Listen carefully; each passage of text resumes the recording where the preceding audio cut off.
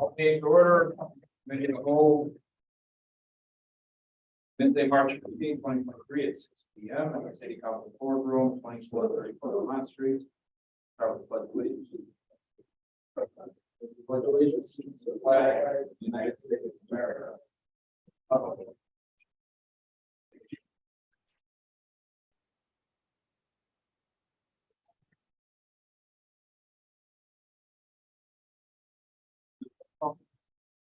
Alderman Johnson. Present.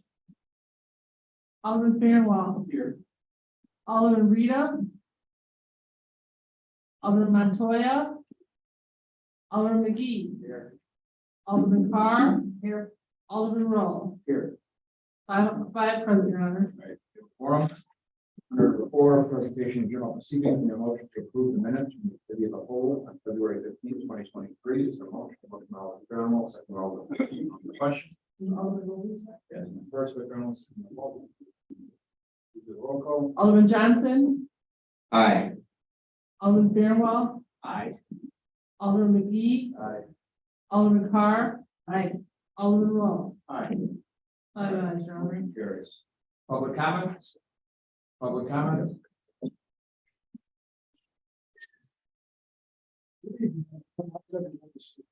Ready? Thank you for being here. The board is very important.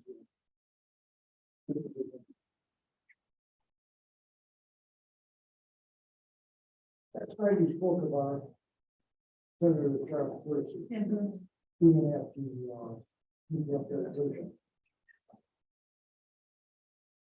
I was there that afternoon. It was quite an honor. Officer Ralph Kirschman, while police department and white jury started a group of concerned young men who wanted to help Blue Island. I was proud to be a member of that group. Casual ones. We were there, we asked to be there, and there was a great wonderful talk that Senator Percy gave the group. He talked about a coach that was at the University of Chicago. But that's for another time. That sticks in my mind. And he also said that, hey, Richard Withers, who he was a friend of, invited him to that dedication. At that time, Blue Island was strongly Republican. The new columns in the clerk's office, what's the meaning? Why are they there? Uncounted.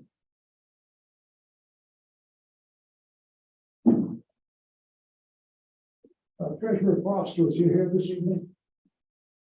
Thank you, Chair. He's not signing this treasury reports. Your father signed his.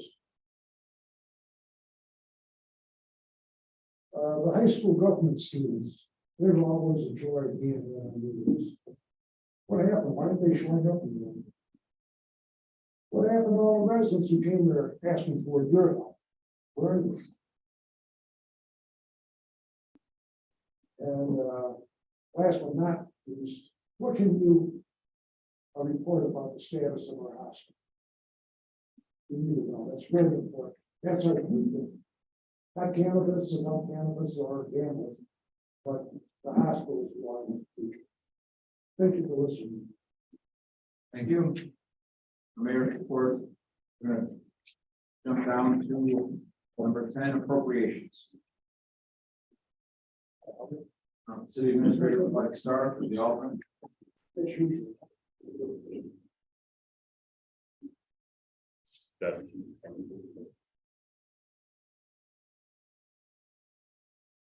I would just want to start with Alderman Roll as consistent with last year, drafted a copy of a data analysis basically on the appropriation, which I think Can't hear you.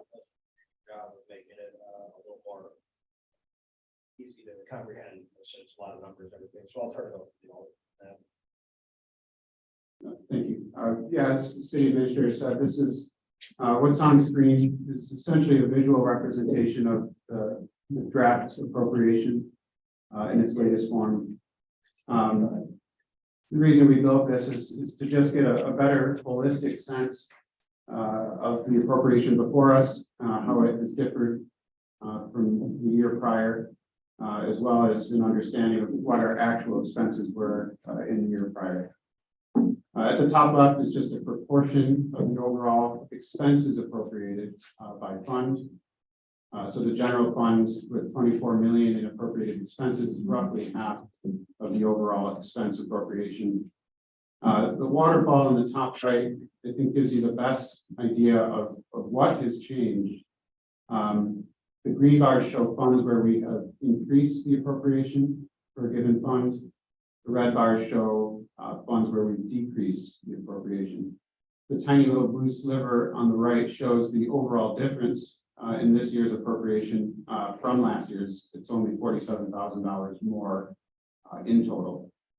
And then below are the details, and we can, I'll go ahead and click through some of these here, but if there's any portion of this that somebody wants to focus on or ask questions on, just stop me.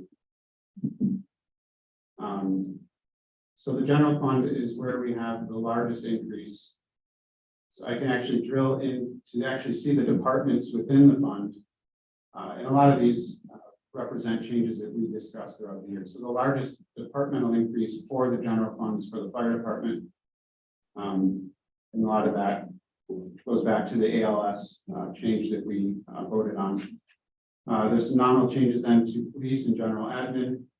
And then the largest sort of departments from which we've taken away here are public works. And the reason for that was in last year's appropriation, we had put a very large chunk of the street resurfacing expenses into the public works appropriation. This year, they've been moved to the MFT fund. So that represents probably the largest sort of portion of that change in the public works budget. And then the only other sort of department of note there is finance. And I don't know if the city administrators want to speak to those changes at all, or actually focus in on them. Questions so far? So in the details, the blue bars there show individual account line items, again, where we've increased the appropriation. So within public works, we've made sizable increases for street light install and repair vehicles, as well as garbage and recycling because of the contract increase. And then again, sort of offsetting these at the bottom is the $2.25 million drawdown for street resurfacing, which again, that's now allocated to MFT and I believe potentially TIP. But those are really the two sort of largest overall changes at a fund or department level within expenses. Otherwise, you know, again, there's only a $47,000 difference year over year. Is there any part of this that the administrators want to speak to, or that anybody has questions on before we look at revenue? You do want a mic? Look it up. Get it before my word. So, yeah, it's a good summary, Alderman, and I just want to say I very much appreciate the work Alderman Rolls put in here. If we were paying market price for the work that he's done from a consulting standpoint, it would cost more than a couple bucks, I can assure you. So we're, getting very good service out of that, and from a staff standpoint, we very much appreciate it. I think just the one lingering question there in terms of 402 finance and that drop, that plays into a question that is kind of been bounced around. I think a couple other members very well mentioned too, is whether or not the city wants to allocate for a full-time finance director this year, which is a question of the council. If we get that direction, then that probably would even out that difference between the two. That's the main difference between the two, the salaries, the 2 years. So that's ultimately a question for the council. I think the main revenue and expenditure highlights are over there. Are revenues where we do project increases. We think we can. We know we can back that up. We've seen some pretty strong numbers, both what we, our state property, our property tax values in terms of what we get from the state, also our local sales tax. some of the decisions we've made here in terms of modernizing some of our city revenue streams. All of that, I think, plays, and then just overall better services. We're seeing more revenue from our building department. We're seeing more revenue from enforcement, stronger enforcement of our codes. So all of those have played into a generally strong financial picture that I think this tool helps illustrate. So. Yeah, I put revenue up on the screen here. Similar breakdown. This is more passive. There's just it's a little less data dense, but I think the big takeaway is we've increased the revenue projection by $6 million year over year. And then it's sorted here in order. At the bottom, we can see that the biggest expected increases come from the ambulance user fees. Again, no surprise with the ALS, as well as Administrator Wogan referred to. The sort of strengthening of our tax revenues accounts for the vast majority of the expected increase in revenue. Our appropriation, though, our expenses overall still stay comfortably around that 80% mark of revenue. So we're sort of still in line with the proportion that we put in place last year between expense and revenue. And then just real quick, is whether it's tonight, after the meeting, or in the days between now and the scheduled budget hearing on March 30th, Lauren Fulgrad is here. She is our main point person with Casper and Company, who's our accountants. So she plays a role, a big role in crafting this and providing a lot of the historical knowledge of where the numbers come from, where the justifications come from, what the rationale that we use to get to them. And as ever, if anyone would like to take a look at this, after the meeting, or to set up a time with me, feel free. Alderman Carr, I saw your hand. I'm just looking at the salaries under the building department. And I'm wondering, why is there such a huge increase? So one is to reflect things that happened this year in terms of staffing up that department, hiring more inspectors. On top of that, we have some inspectors within our department that have not received much of a bump in a while, and we want to keep them engaged, and we're getting pretty good work out of them. And we have more staff down there. We are seeing, if you look at the revenue year over year out of the department, we're seeing a lot better work. Quite frankly, it was a real sore spot. It was administration took over. Quite frankly, the condition of the building department and the service it was providing, and the revenue it was capturing for the city. All of those we've seen some pretty vast improvement on with the new staff that we plugged in there. So we have a full staff now. We think it will level off with this year, but we wanted to give some merit-based increases to some folks down there who deserve what they feel. Any questions? Any questions? Could share the list with that? Look at that and just later. So this isn't like in production anywhere, but if you want to look at this with me, yeah, we can set it. Okay. And we have been discussing, once this is a finished product, how we want to embed parts of this for not only yours, but other public view too. Just so we're being, we want to be on the vanguard in terms of transparency. I could talk about that. Yeah, for sure. So yeah, along those lines, over the last year, I have been working on a larger, more comprehensive data model for the city's finances, so that we can make this sort of analysis available not only to city staff and elected officials, but also to the public. So this is an example here of basically what would be our standard expense versus budget reporting. So up here at the top, this is pretty much the same information we would get in an expense report, except it's interactive. It's always ready. Anybody can log into the same report from a central location. We can set up KPIs like these red bars to show where we might be approaching our budget limit. And this is 10 years worth of data. So right now we're just looking at this year, but with a single click, it updates to 2 years prior. So I would like to see this made available, like to city staff, to elected officials, and also, things like intuitive infographics or interactive sort of high-level views that the public can get a similar takeaway with regard to the city's financial health and our budgeting.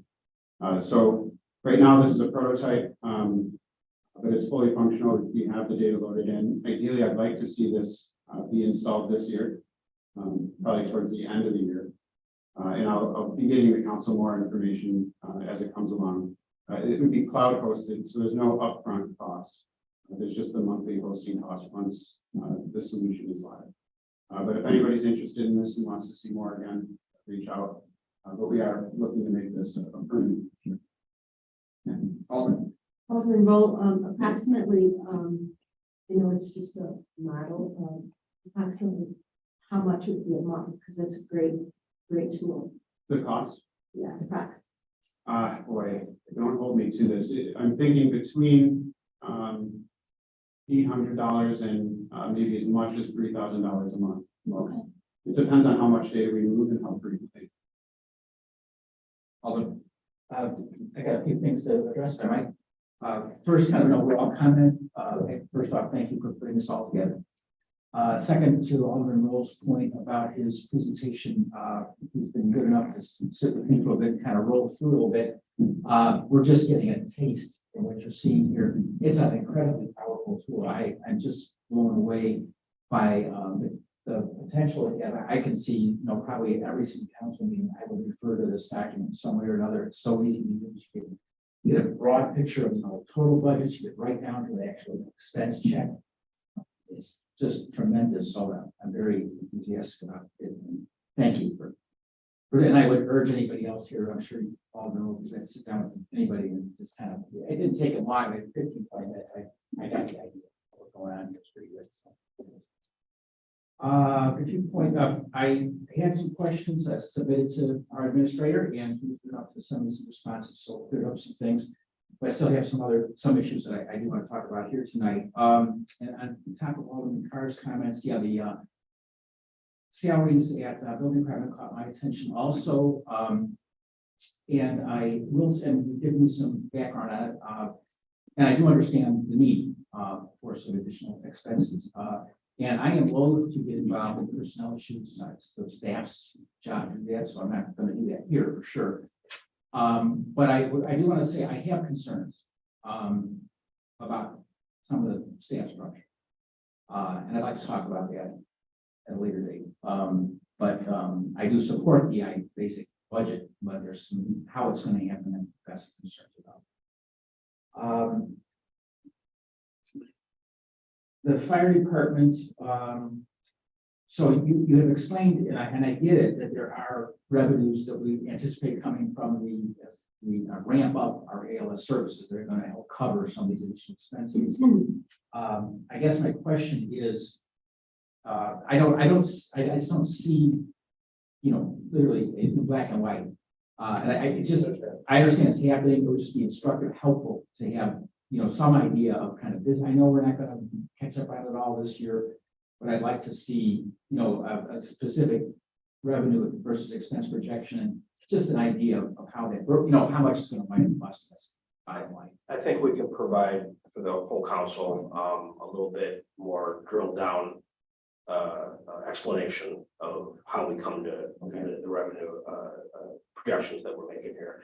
I'm very sensitive about revenue projections. I work for the state of Illinois for several years, so I know what fairy dust looks like. Yeah, right. I know what wishful thinking looks like. So I think we definitely have tried to avoid that. Okay. But we also don't know what we don't know. Sure. Right, so it is a projection, so we have to be a little cautious on that. We will know a lot more there after we have it. With the goal is, the plan is to install ALS in June, so that should give us half a year to at least be a little bit more intelligent about this next year, and maybe on the plus side of things where we can look forward to how these fees are going to impact us. So yeah, I think we can, but I think I understand what you're saying, and I think I mean, I'd be good with plus or minus $100,000, just Right, some right. idea, you know, where we're going. Yeah, we can give you more of the building blocks of how we got to the rationale, right? How many roughly calls we're gonna project, what we know we can charge per call, and then extrapolate that over X amount of time, that's what we're shooting for, okay? So kind of not wildly in reverse, like the roll-off dumpster cost, when we were talking about garbage contract, right? It's like, here's the goal we're setting, here's what we think we can do, here's what we think can happen here, here's what we think that can cost or make for the city. So I can definitely, I think I can work with Lauren and Mark, and we can get you that, and Chief Haywood. That's how we cooked this up, basically, was to say, okay, what realistically could we expect? And then pull back from that a little bit so as not to overshoot, so. Good, thanks. Again, rec center kind of gets into personnel issues again. And I'm gonna kind of repeat what I just said in a sense. I do support the budget, absolutely. We need to spend more money over there.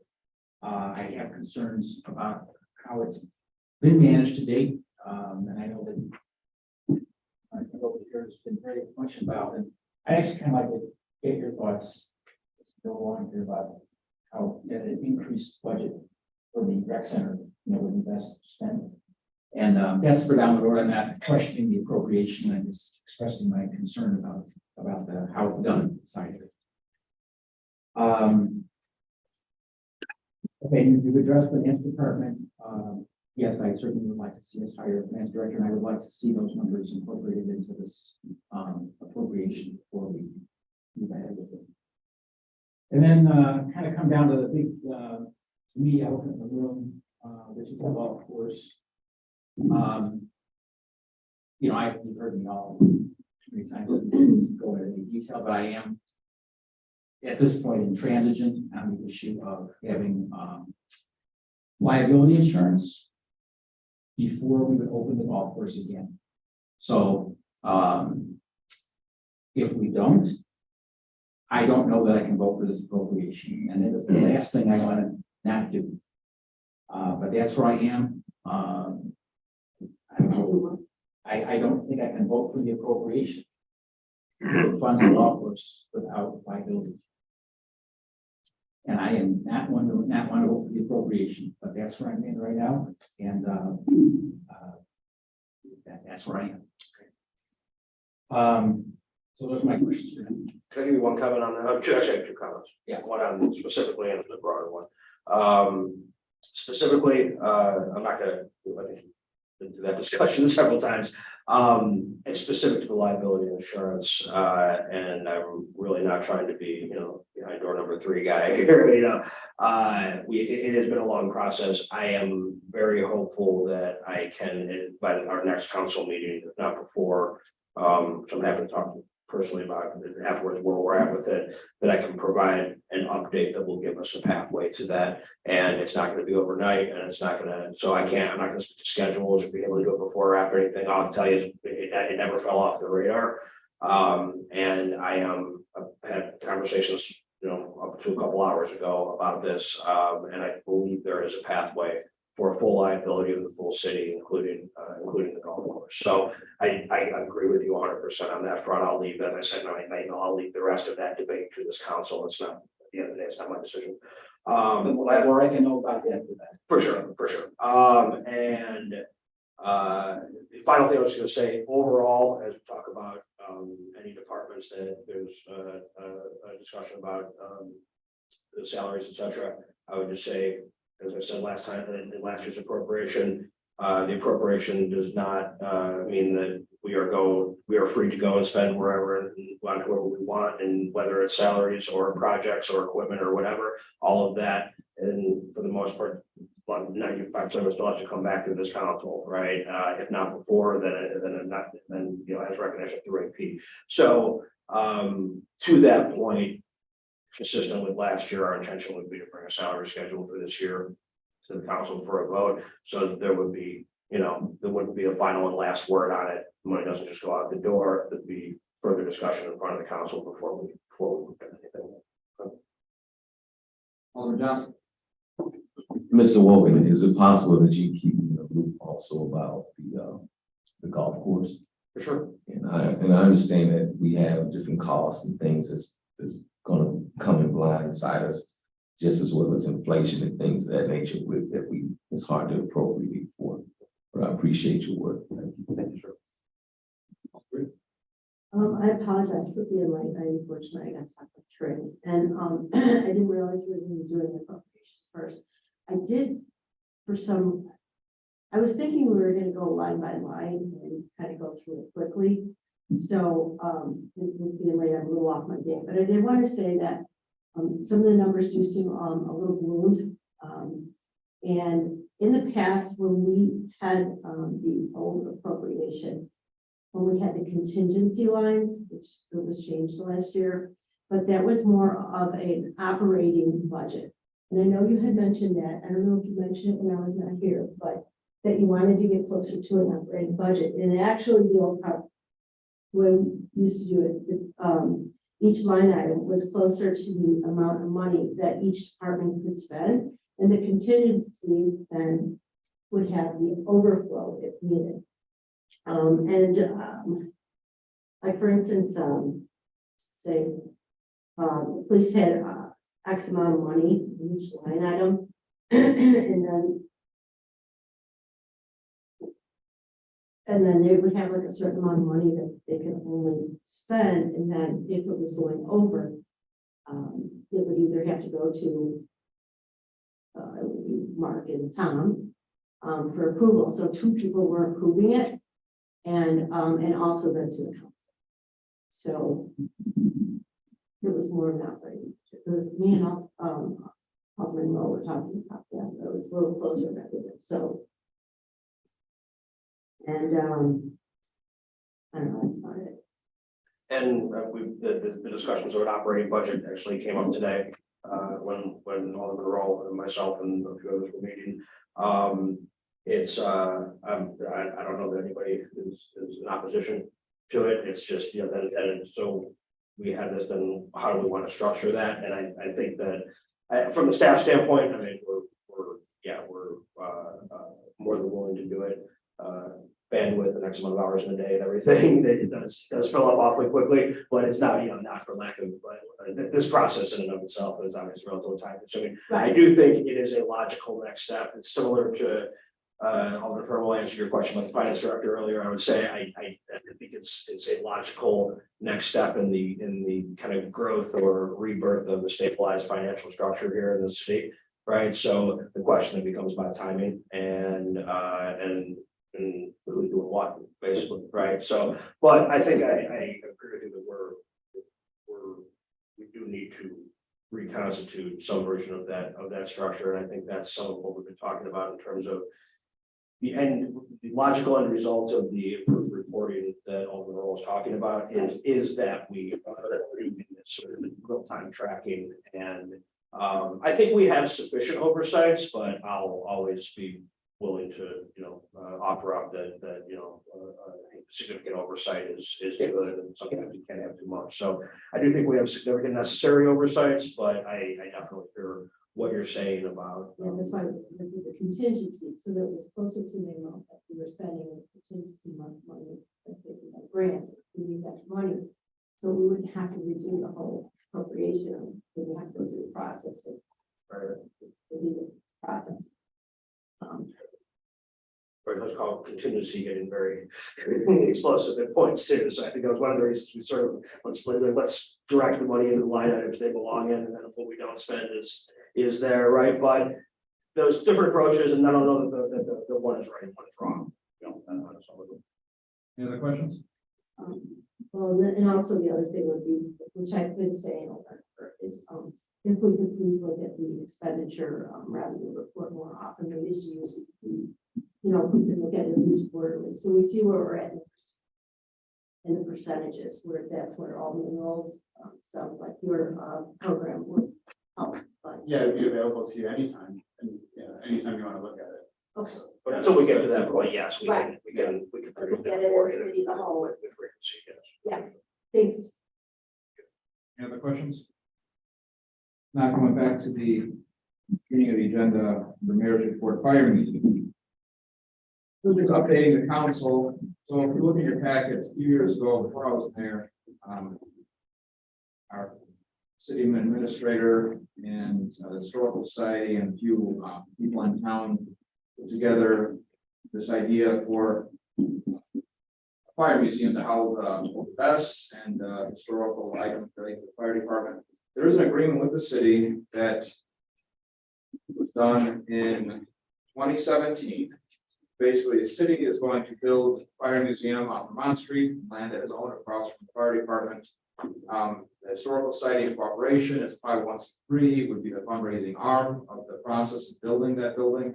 And no cleaner way to say it is, John Reed would call it a glorified garage, and that's what it was meant to be, and that's what I think it's going to be. They've successfully raised a good amount of funds towards this, where the realistic something probably happening is going to be very soon. So there'll be more information coming down the pipe, but it seems like they'd like to start construction this summer. Again, it's a city historical society project, but it's going to have to go out to bid and everything else that comes along with the city project. And then see if they can realistically do it all with the funds that they have. So I just want to update the council that's coming up and probably at a future committee of the whole. I don't know if the attorney had anything to add to that. We'll probably need to do an amendment. And we'll be able to go through it through a resolution. That's what we're doing tonight, right? We're just discussing. But at the next meeting, probably will have amendments. I'm going to, or once we have more information. I thought that that's what we were doing, because it was just a name change from what I looked at, but maybe I understood. We did put in like the historical information. So there was a grant that was received. It's titled correctly, which we had a concern of in the past, was titled correctly. This titled correctly. We're probably going to have to update the agreement with the Historical Society before we go through with construction. Again, it's from 2017. I wanted to provide this in case anybody on the council did not know this existed. I know it happened before the majority of council wasn't here. So again, before it's on a future council meeting, if anybody have any questions, I'm on the board of both the Historical Society and as the mayor, and have been on the process since the beginning. So feel free to give me a call. I think it's good use. They were able to raise funds that probably can pay for the majority of construction. Travis, before that, it was Robinson that was consulting on the engineering through the city arm. It would be a city-owned building. Pretty much the gist of it. Nothing's really changed. Just want to update the council. This is coming probably sooner rather than later. And that's good because it's kind of helped out because all the COVID stuff, they stopped fundraising. You couldn't have pancake breakfast like they had in the past. And there was a significant grant by the state of Illinois with cooperation of Robert Rita and Eagle Jones that buttressed them to get to this point of hopefully starting construction very soon. So we'll get more details coming down from that also. More for information. Next, we have B. An ordinance to the city of Blue Island, Cook County, Illinois, amending title 14, chapter 85, nuisances for the city of Blue Island. All the light nuisances. So this was brought on by our planning and zoning chairman. And you want to look at basically we have nothing on the books right now that says if you put a floodlight on your house and shine it in your neighbor's bedroom window, that we can do anything about it. So that would cover that. It's really adding only half a page here under excessive light. And pretty much carbon copies of other municipalities do. And this is only for a nuisance of the example I just gave. And there's been a couple of reports, and there's nothing the police department can do nor the building department right now because we are silent in our code of ordinances on nuisance lighting. And this is specifically one household to another, not so much the city, which we can address. It's if, let's say, I have a floodlight in my house and I shine it on my neighbor's house. There's no regulation on that. It could be Raceway Park out there. I could be putting floodlights on his house, trying to get along with my neighbor, nothing you can do. It'd be a civil matter. This way, at least put some constraints on what lighting you could have on the outside of your house. I think it's still very up to a lot of interpretation, but at least put something on the books that police officers can point to when they knock on your door saying, hey, can you turn that floodlight off? It's 2 a.m. and shining on the neighbor's bedroom window. There's no issues with this, will be on the future council. And I like the idea very much. The only thing that I can see, I don't know if we find or not, the language on A number 1 is pretty vague. And I don't know how you can make it more specific, but I mean, and I completely am on board with not having people shine lots of lights on my property. So, but it just, no, it says to cause a reflection of light in any manner which creates a nuisance or safety. There's operative water that is for adjacent neighboring property. So it says in any manner which creates a nuisance, and none of that's defined, and maybe legally it is defined. I don't know, but it just. I think right under NV, it defines no more than 150 watts, exterior lighting on. Well, okay. I think it goes into specifics, and as you know, before LEDs conversion of lumens and stuff, 150 is very bright. It's very bright. Yeah, so we're still, there is cases that I've been privy to where it's like 1,000 watt bulb between a gangway of 3 feet, right, you know. Alderman? Yes, Mayor, I like the idea as well, but does it also refer to vehicle lights, like the LED lights in the vehicles, and they sit in the vehicle with the lights on, shining? Strictly structural, actually. Just structural. And we can look into doing that as a different ordinance. Alderman? I was a little, I was wondering about the wording with the shielded under, B. Shall be shielded or shaded. Does that mean your floodlight has to be in a cover? I thought you were something about covering. Like I have floodlights on the side of my house now and there's no cover around it. Side yard should be fine, it's the front yards on this specific under, so we gotta go into the specifics of what area of the house, right? Well, it says the front, but then it says there will not allowed and discouraged in other areas. So it says floodlights and spotlights will not be allowed for use in front yards and are discouraged in other areas. But it does have about, then it goes into about it having a timer. You can't be on for longer than 10 minutes. I was just wondering, do they have to be in a thing, you know? I bet you're under 150 watts of bulb. That's a bright bulb. No clue. Say that's a bright bulb. That's 100 watts is the highest usually we go over in commercial, on non-commercial setting. So I guess it goes back to the shielded, shaded covering. What's it about? Yeah, look at bulb, I guess some really have to be labeled. You know, side by That's side, right. it's not code. Actually, this is a bare minimum. If there, we can possibly take some suggestions between now and the next council on the 30th.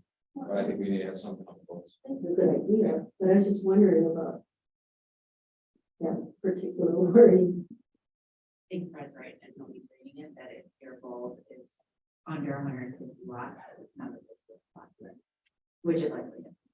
I wouldn't. And it's not shining body. Yeah. How about yours though? Right. Any other questions? Moving on, under C. Ordinance for the City of Lyons, Cook County, Illinois, amendment to Title 3, Administration, Chapter 39, and Fine Schedule of the Court of Lyons, to use addressing our water and sewer. First one addresses water and building. I sat down with public works superintendent and the building commissioner, and basically this is just updating our ordinance to reflect current practices in most departments as it relates to permitting, etc.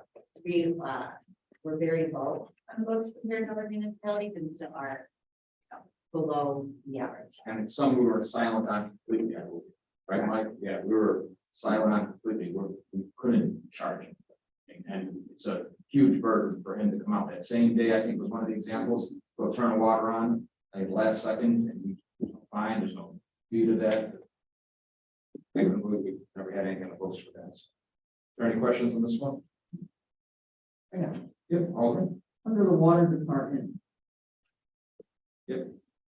I'm just thinking, would people be fined twice on some of these? Water turn off, turn on the same day for potential sale, and then 3 lines down it says water turn off, turn on the Yeah. same day for business hours. I was wondering the same thing. For the- No, I guess it could say other. Also, in a normal sale, the water isn't turned on or turned off. Oh, This is if a house is all the water meter is turned off, like hasn't had water, and they have to put the meter in, put a new meter in. When you buy a house, you did a final reading, but the meter is still on. This would be in a case where the meters, Mike, you want to explain further, but am I on the right track here? Absolutely, Yeah. Mayor.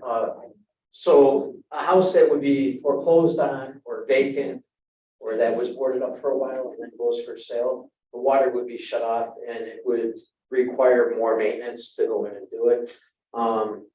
We require that the people have a shut off on the inside of their house before the water meter, and a lot of our residents don't have that.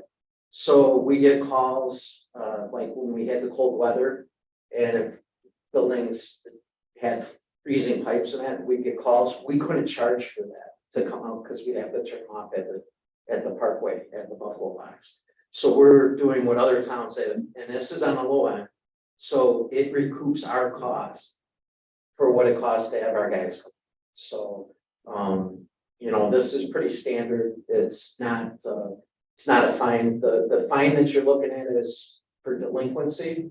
That's different because we need to get them on a payment plan, and then if they want it turned back on that day, that's the added fee for that. So you guys know how the water department operates. People are given a lot of notice. They can work with the water department anytime that they call, and we have payment plans available for them. And you know, so this is beyond that. Once we've gotten past all that. So that's where during work hours, the guys are already here. After hours, we have to pay them overtime. Sometimes it's on weekends or holidays, because you never know when an emergency is going to arise, and so there's significant costs on that. Sometimes it's more than one person has it. Any other questions? Alderman Reed? What about the failure to, starting work without a permit and failure to have a registered contractor? What exactly does that mean? That is with I won't speak for the building department. That's strictly the building department. Anytime somebody does any work in a city, they're supposed to pull a permit through the building department.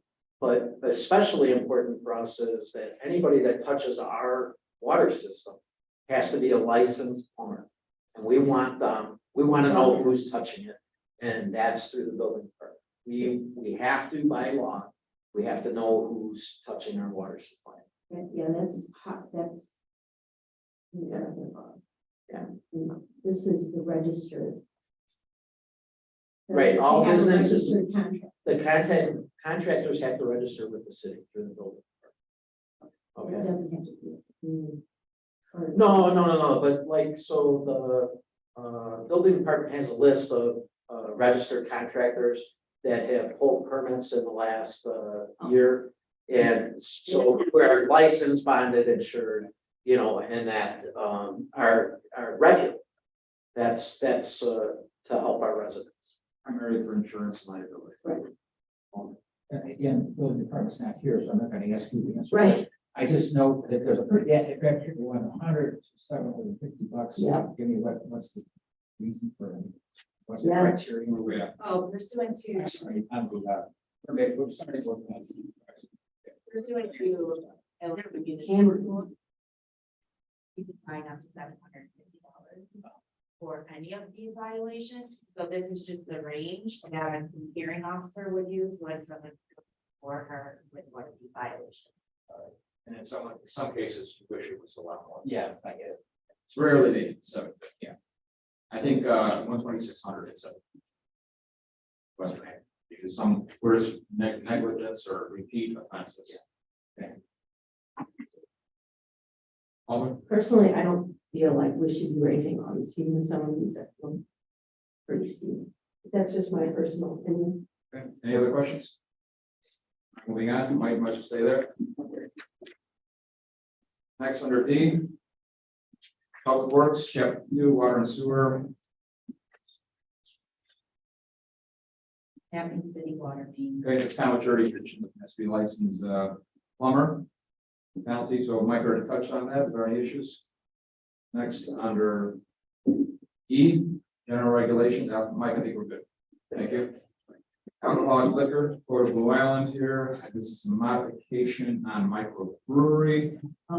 Under number 1, where it's crossed off video gaming as defined under the Illinois Video Gaming Act. We're just eliminating that, rewriting it, so it's just state statute, flash shall permit video gaming terminals. We're cleaning up our language here, on the property subject to license having a video gaming license issued by the Illinois Gaming Board, so I can't just give a license, that's what the Illinois Gaming. Cleaning up language in our liquor code, is there any questions? Moving on, number F. Ordinance, so this is our contract, Monaco. Does anybody have any questions? We can go on executive on this one. We're going executive anyway, but this is for the police clerk's union contract. All right, moving on. We'll probably discuss it anyway when we go executive. G, special use, Perfect Reflections Daycare. Howard?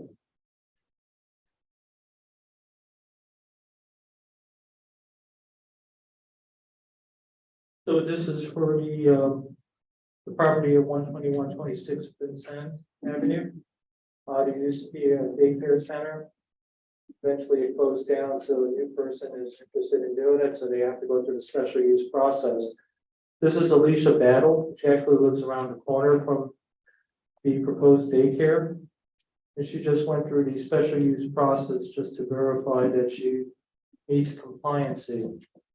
So the PZBA really had no issues. They also approved the 6 conditions that I attached to the special use, which I could read quickly.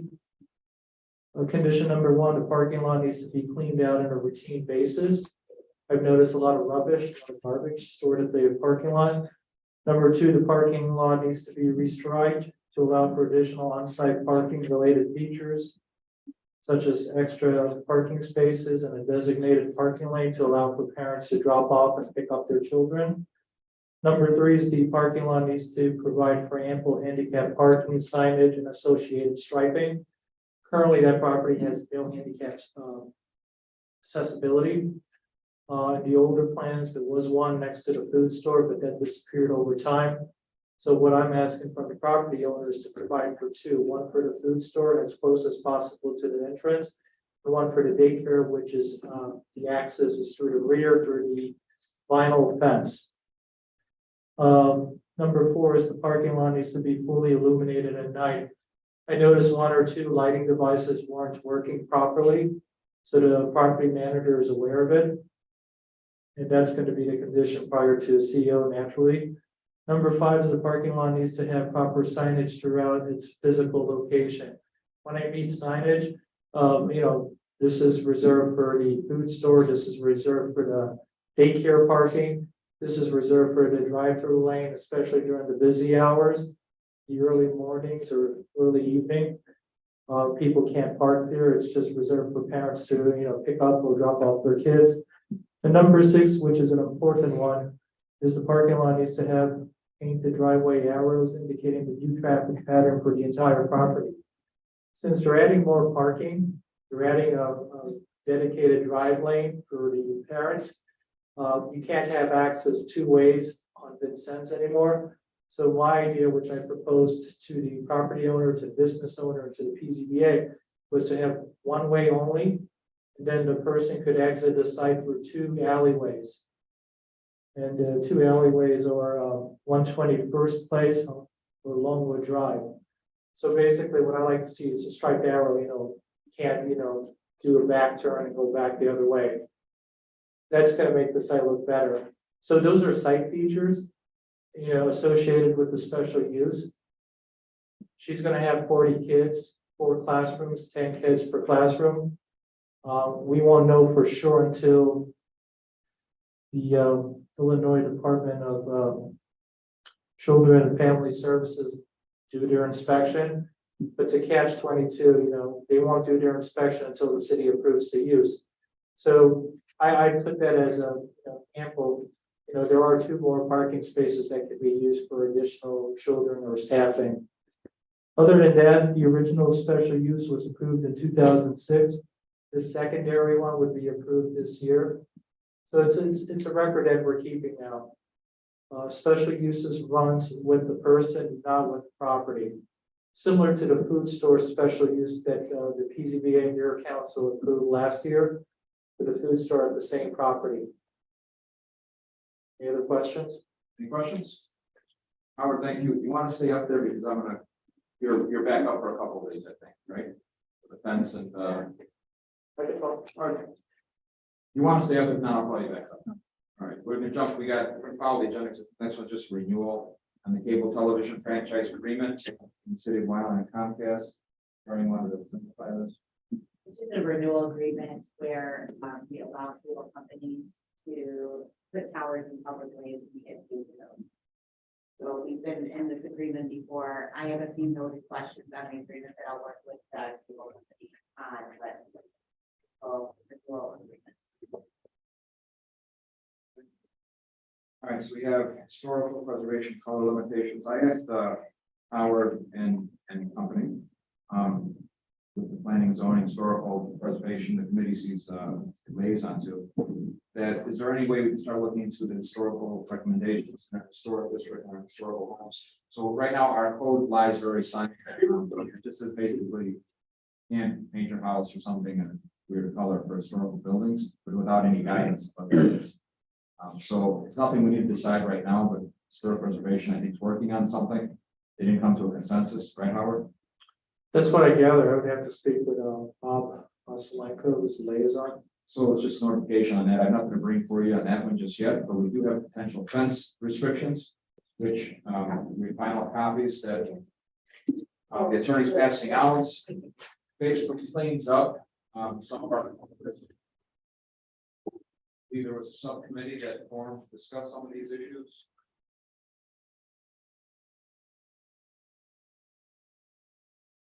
So basically, we're talking about just fences. Fences in front yards and corner side yards are not allowed. Nothing past the front line or line. We talked about a point system, I believe you guys discussed. So I don't know if you want to give a brief update on this. I think some of the aldermen were in on some of this discussion. I agree 100% that fences shouldn't be in the front yard. Side yards, I'm more lenient to, especially if it's corner house, as long as it's not past the front of the building, and I'm usually okay with it. But I do agree with what type of fence, if it's aesthetically pleasing and so on. But I like how you guys thought outside the box and came up with a point system. So, did all of you have any question before Howard was going to do a brief synopsis on this? So what happens under planning and zoning? Typically in the R1 zone, there are 3 criteria for setbacks for fences to the front yard: 25 feet, an average of the block, or 15 feet, nothing less. So if a person wants to put a fence that's maybe 25 feet away from the front property line, then they could go through the building permit process. They wouldn't go through this point system. This happens when a person wants to go further into the 15 feet. So let's say they're 7 feet away from the property line. They want to erect a fence, or they want to go up to the property line. In the past, what they would have done is gone through the PZBA and city council for a fence variation. However, we're trying to tell them, yes, you could probably apply for a variance, but we want you to do some extra things to make it softer or easier for people to view that public area, which is public-private. So what we came to is a point system. Bill Farnwell, David Johnson, the chairman of the PZBA, I was there. Ryan Morton, our land use attorney, was there. Robert Vaselenko was invited, but he couldn't participate to that meeting. So we were there. We had a brainstorming session right before Christmas of last year. We decided to go with a point system. It doesn't mean that they don't apply for a variance. They still got to go through the variance process, but the variance is going to allow for fences to be, if they push it 1 or 2 feet, they're going to get 1 or 2 points extra. If the fence material is other than plastic, it's wood, or it's wrought iron or something like that, they'll get points. They also will get points on the height. If it's 6 feet, they get no points. If it's 4 feet, they get 2 points. So the idea is to get up to like 10 points. And by also adding landscaping. So a fence could be, in theory, pushed 4 feet from the property line, so they're going to get points for that.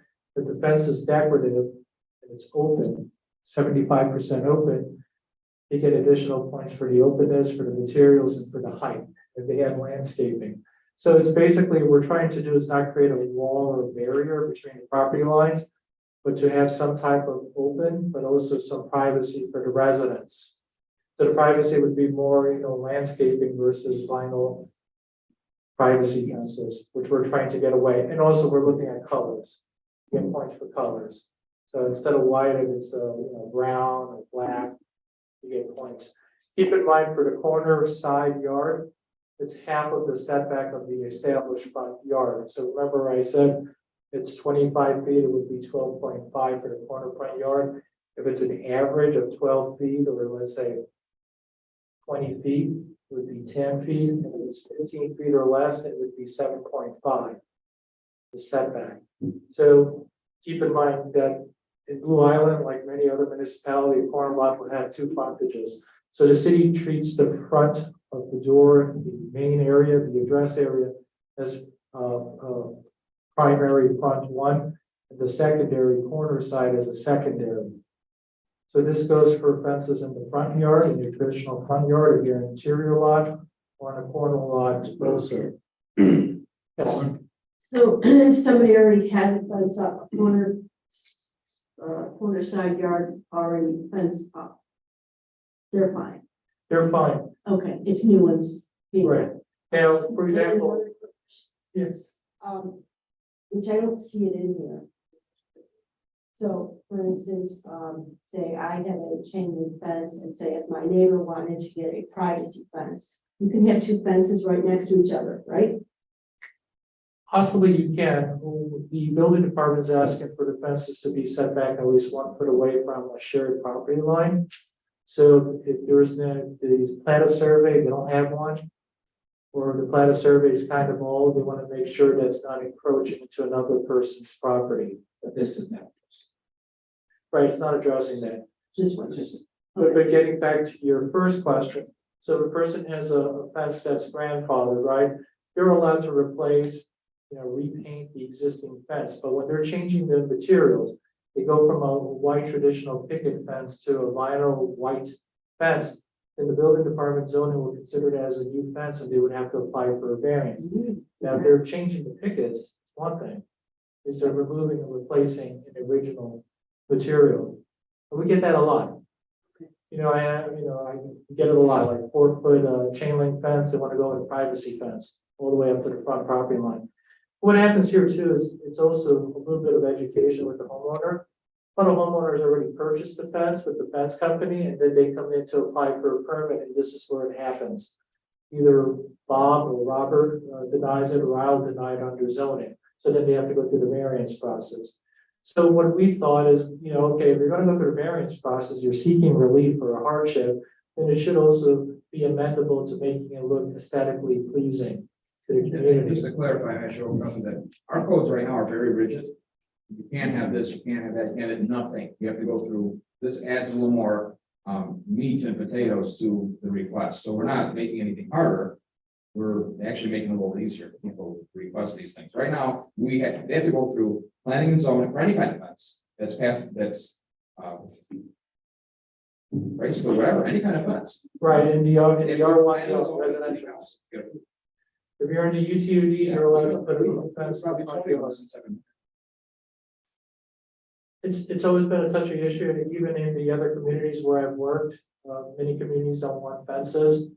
If people do apply for variances, it's a very hard process to get in other communities. One of our latest applicants for a fence, we were able to cajole her into like pushing it 3 feet, provide a site triangle, and she was going with a brown vinyl fence. So that was an example where I was already going over and beyond, and just asking just for a simple variance, we were able to work with her. So from that, we had our lessons learned. It's like, okay, we should have a point system in place, but it's still a variance. It's not like you get out of it. It still has to go through a review process. Any other questions? So, stop me if I'm mistaken, but, from my understanding, if in fact there was already a fence there previously. Yes. And the posts remain the same, would this point system then go into effect, for they need a variance if they were changing the material, but keeping the posts the same? Let's say they have, wooden posts or metal posts, and they're doing a metal wood thing or something. Right. So the way we look at it is the entirety of the fence. If more than 50% is changing, is going from chain link to vinyl, Hmm. then that shows us that, it's a change. We try to work with the homeowners.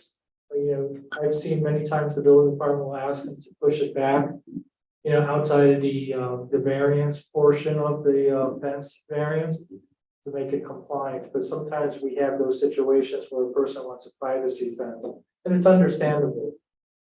Typically, a corner front yard is their rear yard, since there's really no rear yard for corner lots.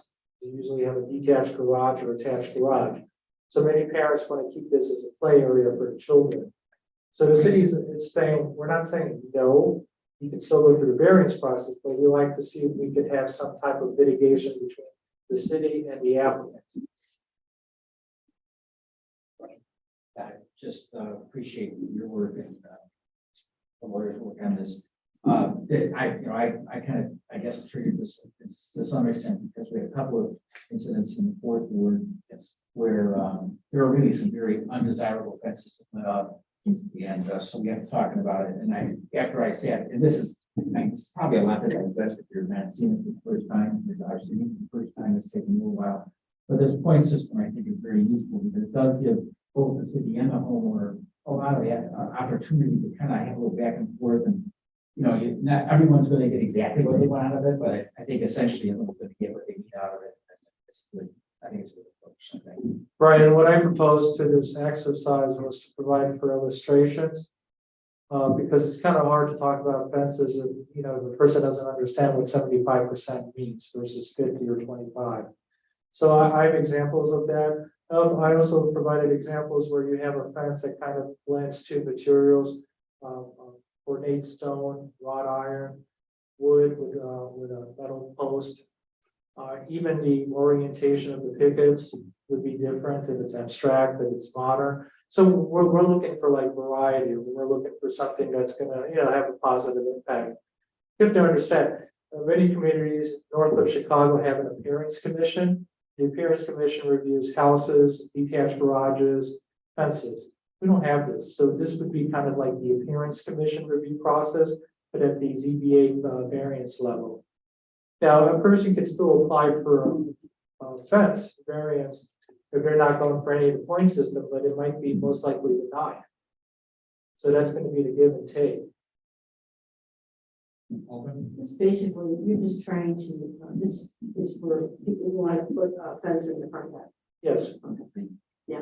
Well, let's say 90% it's the front yard if it's interior lot, but then you always have those corner lots. Those are the trouble ones. And that's where they come to council every time, because the corner house and both are considered frontage. We have to approve it, or this at least, they have to make some concession before we approve it, or they might not have to come here. So it makes it a little easier, or guys think better to submit something to us. Right, you also have to keep in mind, if it's a corner lot, you're gonna have your traditional front yard, your corner front yard, and a rear. So it depends where the fence goes, in a site triangle. Where the fence can't go all the way up to the property lines. Because of a person or a car turns on the block or on the street, they can get hit. So those are the things that we look at. But the idea is to play with this and see where it goes. Trying to get away from white vinyl fences. So we're creating the point system. Any other questions? Oh, Last one, I promise. While we're doing this, I think that maybe we should take a look at the fence ordinance. So it would be updated and well, the only thing we have to change, if you want to allow fences, chain link fences in front yards, it's pretty restricted as it is. What do you mean by fence ordinance? I This just is thought the maybe fence. take a look. Okay. This is the fence, this is the fence. Oh. Yeah, I thought you said there was. yeah, fence code.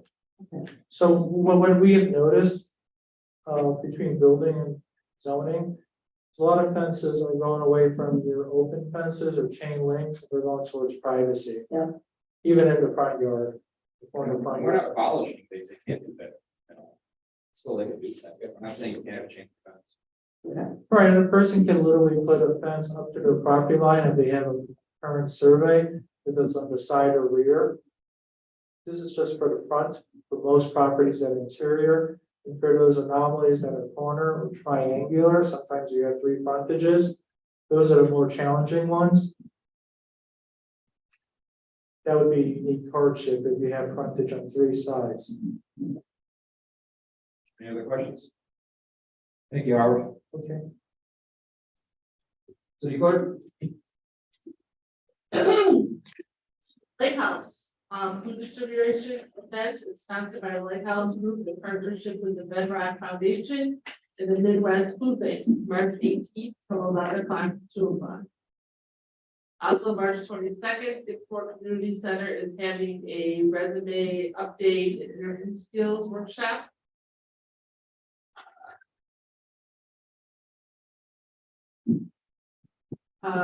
Just to reiterate from last night, Friday is District 218's community fundraiser night, it's a trivia night, held at the Incarnation Church.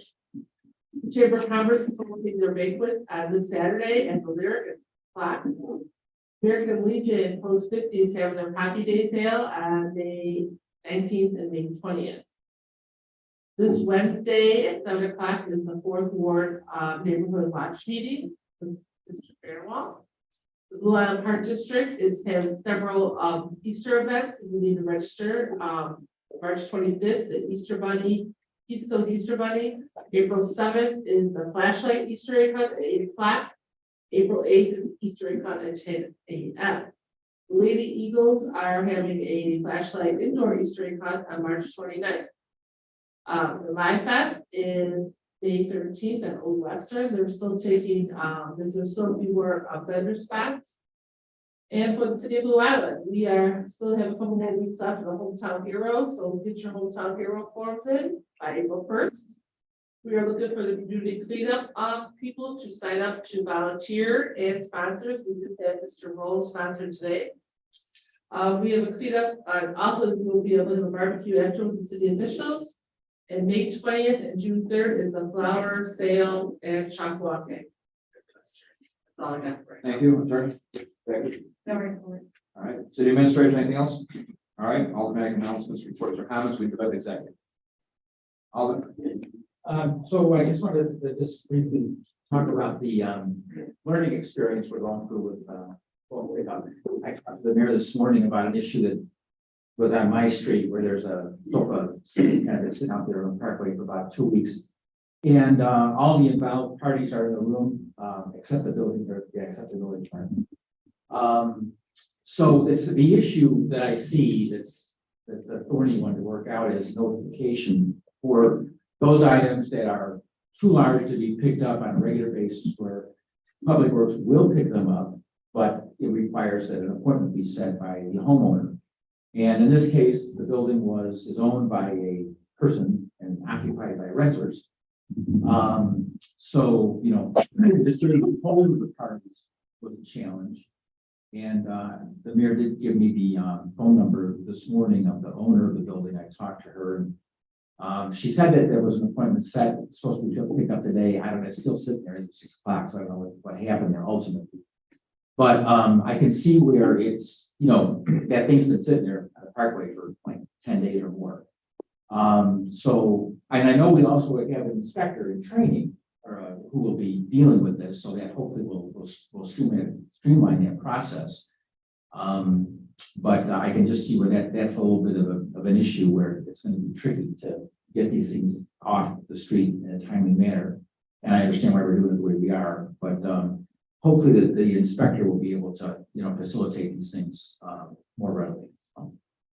Thank you. Any other Alderman? Now we have executive session. Voting to go in executive session. Alderman Rita, second by Alderman Roll. All in favor, say aye. Aye.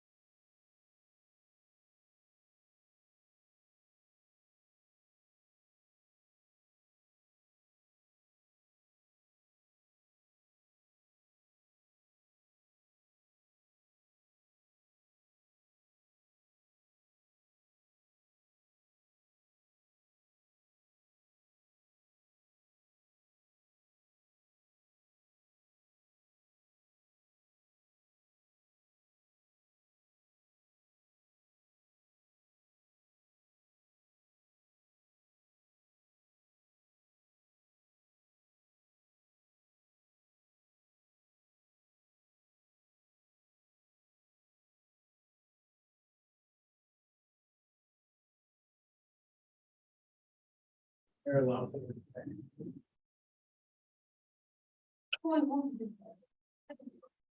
We have a motion to reconvene.